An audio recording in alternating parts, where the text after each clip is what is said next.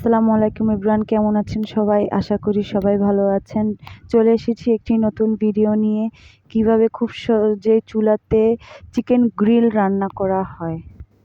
তো সর্বপ্রথম 4 পিস বড় বড় সাইজের মুরগির মাংস নিয়ে নিয়েছি।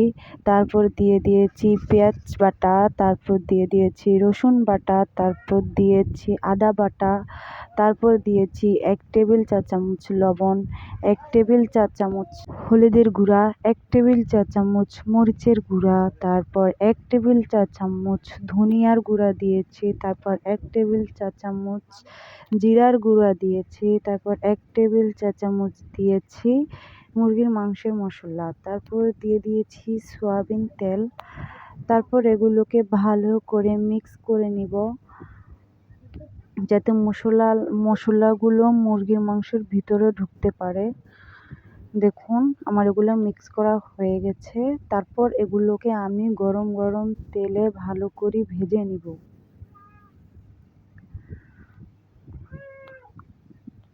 দেখুন আমি গরম গরম তেলে এগুলোকে ছেড়ে দিচ্ছি।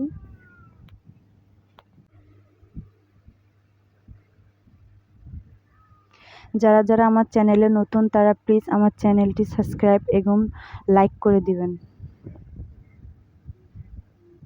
এবং সব সময় আমার পাশে থাকবেন। দেখুন এগুলো আমি উল্টিয়ে দিচ্ছি।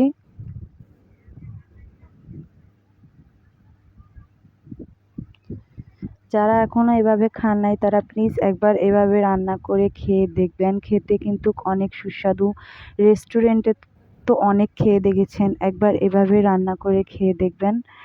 দেখুন আমার এগুলো ভাজা হয়ে গেছে। এবার আমি এগুলোকে উঠিয়ে নেব। তারপর বাকি যে মশলাগুলো আছে এগুলোকে আমি আরও ভালো করে ভেজে রাখা তেলগুলোর সাথে ভেজে নিব।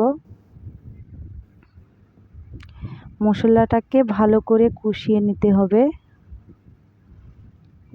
আমি প্রায় 5-6 মিনিটের মতো মশলাগুলোকে কষিয়ে নিয়েছি।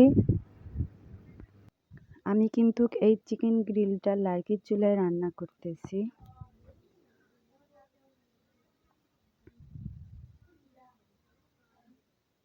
আমি এগুলোকে আরও ভালো করে কষাবো। ভালো করে কষিয়ে নিলে এই চিকেন গ্রিলটা খেতে কিন্তু অনেক সুস্বাদু লাগবে। যেহেতু ওগুলো চুলায় রান্না করা, তো ওগুলোকে ভালো করে কষিয়ে নিতে হবে। আমার এগুলো কষা শেষ। এবার আমি ভেজে রাখা চিকেনগুলো এখানে ঢেলে দিব। তারপর এগুলোকে আরও ভালো করে মিক্স করে নিব এবং কষিয়ে নিব। দেখুন আমার চিকেন গ্রিলটাতে কিন্তু অনেক সুন্দর একটা কালার আসছে। এগুলোকে কিন্তু এই ঝোলগুলোর সাথে কিন্তু এই চিকেন গ্রিলটা ঢেলে দেওয়ার পর কিন্তু আরও 5-6 মিনিটের মতো এগুলোকে কষিয়ে নিতে হবে। আমি কিন্তু এগুলোকে 5-6 মিনিটের মতো কষিয়ে নিয়েছি। যতক্ষণ না পর্যন্ত ঝোলটা ঘন হয়ে যাচ্ছে ততক্ষণ পর্যন্ত আমি এটাকে কষিয়ে নিতে হবে। আমার কিন্তু ভয়েস দিতে অসুবিধা হচ্ছে। আমি কিন্তু আমার চ্যানেলটা কিন্তু নতুন। আমার ভয়েস দিতে যদি কোনো ভুল হয়ে থাকে প্লিজ আপনারা এটা ম্যানেজ করে নেবেন। আমার ভুলটাকে প্লিজ মাফ করে দিবেন। দেখুন আমার এটা কিন্তু কষিয়ে নেওয়া হয়ে গেছে। এবার আমি এগুলোকে সার্ভ করব। দেখুন খেতে কিন্তু অনেক স্বাদ। আপনারা